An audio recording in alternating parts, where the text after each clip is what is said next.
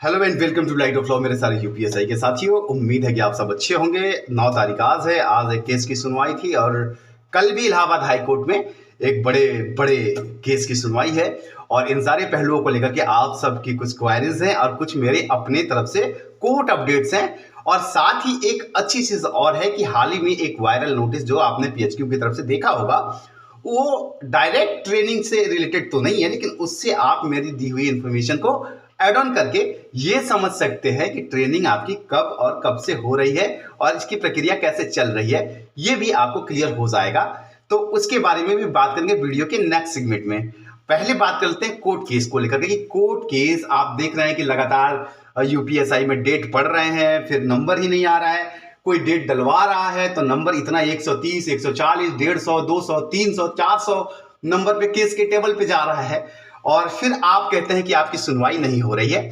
तो देखिए, सबसे बड़ी बात तो ये है दोस्तों कि मैं आप सबको समझा रहा हूं, चाहे वो यूपीएसआई में सेलेक्टेड मेरे दरोगा हो या वो साथी जो मुझसे कभी नाराज हुआ करते थे, शायद अब उनको मेरी बातें समझ में आ रही कि मैंने क्यों इसका विरोध किया था। क्योंकि ये सिर्फ एक बनाया गया था court case, court case, court case. मुझे पता है चीजें कैसे चलेगी। आप खुद समझिए इस चीज को कि अगर आपके मामले में इतना दम है, मेरिट है, तो आप मेंशनिंग के लिए क्यों नहीं जा रहे? और अगर मेरी जानकारी में ऐसा है कि कोई मेंशनिंग के लिए नहीं गया कि अर्जेंट सुनवाई करवा ले, लेकिन हो सकता है मेरी जानकारी के बियॉन्ड कोई गया हो और उसने मेंशनिंग के लिए अप्रोच किया हो, तो आप एक बात देखिए कि मेंशनिंग का मतलब ये होता है कि आप कोर्ट में जाते हैं, जज साहब को अपना मैटर बताते हैं कि जज साहब ये मैटर जो है बहुत अर्जेंट है और इसमें जो है इसके प्रारूप बदल रहे हैं। ऑनरेबल जस्टिस को अगर लगता है, आपकी बातों से कन्विंस होते हैं, तो वो तुरंत आपको मेंशनिंग आपकी एक्सेप्ट करते हैं, उसकी सुनवाई करते हैं और तुरंत ही आपके केस से रिलेटेड इंटरिम ऑर्डर तुरंत पास कर देते हैं। ये होता है आपके मेंशनिंग का पावर और इसमें 1 रुपए का खर्चा नहीं आता। पर अगर कोई मेंशनिंग के लिए गया है और फिर भी उसकी मेंशनिंग कोर्ट ने एक्सेप्ट नहीं की है, इसका मतलब यह है कि ऑनरेबल जस्टिस को आपके केस में, आपकी एजेंसी में दिलचस्पी नहीं है, उसमें मेरिट नहीं है आपकी। क्योंकि हम अपनी बात करें, हमारे ईडब्ल्यूएस केस में जितनी बार आप जाके ऑर्डर पढ़ लीजिएगा, मेंशनिंग के 3-3 ऑर्डर निकले हैं हमारे। क्योंकि जितनी बार हम ईडब्ल्यूएस केस में मेंशनिंग के लिए गए हैं अर्जेंट, ऑनरेबल जस्टिस ने हमें एक्सेप्ट किया है और हमारी मेंशनिंग में इंटरिम ऑर्डर दिया है। तो ये आपके मेरिट के ऊपर डिपेंड करता है। और जो लोग यहां पे आपकी मेंशनिंग कराने की कोशिश कर रहे हैं या फिर जो लोग ये या तो ग्राउंड पे कुछ नहीं कर रहे हैं, बाहर बाहर आपको दिखा रहे हैं, या फिर आपके तथ्यों में कमी है।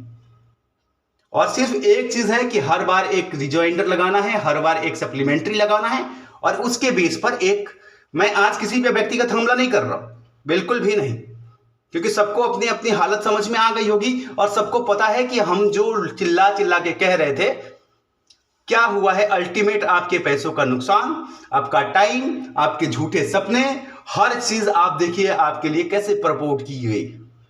कोई एग्जाम 100% करवा रहा था, कोई री एग्जाम करा था, किसी ने कहा कि मेडिकल तो हो ही नहीं सकता।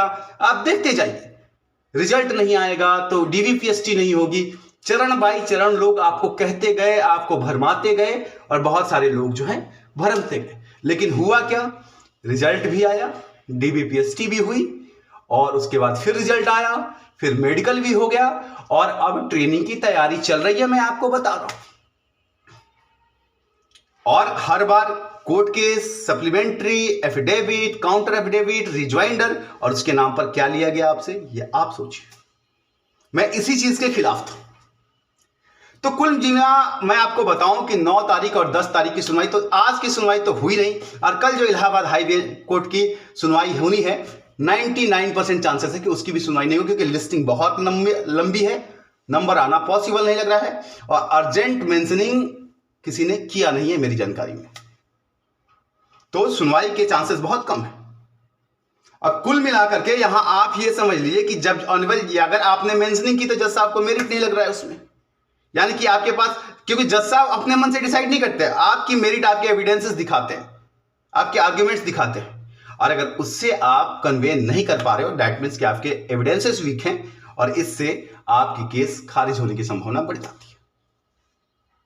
तो ये हो गई आपकी बात। तो कोर्ट केस को लेकर के ये बहुत सिंपल सी बात है, डेट या तो लोग जानबूझ के नहीं ले रहे हैं क्योंकि उन्हें पता है कि आज लड़ेंगे तो आज केस खत्म हो जाएगा, कल लड़ेंगे तो कल केस खत्म हो जाएगा, क्योंकि डिसमिसल हर जगह फाइल है, भर्ती बोर्ड ने जवाब हर जगह दे दिया है और अपनी तरफ से एफिडेविट भी दे दिया है। तो हो सकता है कि लोग, उन्हें पता है कि केस खत्म, उनका दुकान खत्म, उनकी मार्केट खत्म, उनका सब कुछ खत्म, आगे कुछ नहीं है। तो हो सकता है कि इसलिए लोग डिले कर रहे हो सकता है, माई टाइम बी रॉन्ग, पर हो सकता है लोग अपनी पूरी जान लगा के कोशिश कर रहे हो और कोर्ट सुन नहीं रहा हो, हालांकि ऐसा होता नहीं है। चलिए, तो ये कोर्ट केस की बात हो गई। अब आते हैं आपके अगले सेगमेंट में, जो सिलेक्टेड लोग हैं उनके ट्रेनिंग को लेकर के एक खबर देते हैं। आप लोगों ने माफ करना, आप लोगों ने ये नोटिस तो देख ही लिया होगा, मैं आप लोगों को पढ़ के बता ही देता हूं। ये जो 8 तारीख का नोटिस आया था, जिसमें आपको ब्यौरे दिए गए थे कि कितने लोग जो हैं मेडिकल हो गया, कितनों का बाकी है, कहां है, क्या है, ये तो आपने जान लिया होगा। उसमें जो मेन चीज है जो आपको देखना है ना, उसे आप समझिए। 4 लाइनें हैं इसमें। इस प्रकार 7,851 अभ्यर्थियों की चिकित्सक परीक्षणों में सफल घोषित होने के उपरांत अभी तक मात्र 6,695 अभ्यर्थियों का ही चरित्र सत्यापन की कार्रवाई प्रारंभ किया जाना एवं अभी तक एक भी अभ्यर्थी का चरित्र सत्यापन पूर्ण रूप से चरित्र सत्यापन पूर्ण न होना चरित्र सत्यापन का कार्य अत्यंत धीमी गति से कराया जाना परिलक्षित करता है, जो कदापि संतोषजनक प्रतीत नहीं हो रहा। समझ रहे हैं आप लोग? और अतः अनुरोध है कि उत्तर प्रदेश उप निरीक्षक नगर पुलिस के समकक्ष पदों की सीधी भर्ती 2020-21 के अंतर्गत उप निरीक्षक नागरिक पुलिस के पद के चयनित अभ्यर्थियों को चिकित्सक परीक्षण में सफल अभ्यर्थियों का चरित्र सत्यापन विशेष रुचि लेकर एक अभियान चलाकर 1 सप्ताह के अंदर में प्रत्येक दशा में पूर्ण कराने का कष्ट करें, ताकि उपयुक्त अभ्यर्थियों का आधारभूत परीक्षण कराए जाने के संबंध में अग्रतर कार्रवाई पर विचार किया जा सके। और इस नोटिस में यहां एक जगह आप देखेंगे, नो डिले 15/11/2022 प्लीज, मतलब कह रहे हैं कि 15/11/2022 तक किसी भी हालत में इसे कंप्लीट कीजिए, सबका चरित्र सत्यापन कंप्लीट कीजिए।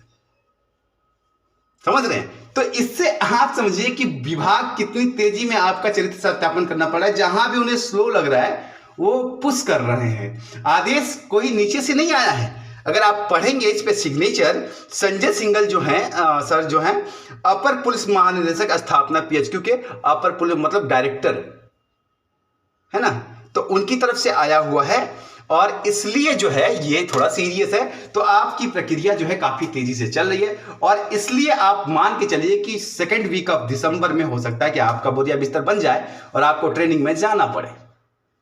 ठीक है, तो ये आप कैलकुलेट कर सकते हैं और इसीलिए मैं कह रहा हूं आप लोग जितना एंजॉय कर सकते हैं कर लीजिए, जितनी तैयारियां करना चाहते हैं कर लीजिए और जो कपड़े वपड़े पैक करने हैं ठंड के वो कर लीजिएगा। All the best. उम्मीद करता हूं आज आप सबको जानकारी मिल गई होगी। मिलता हूं अगले अपडेट के साथ, तब तक के लिए प्रणाम।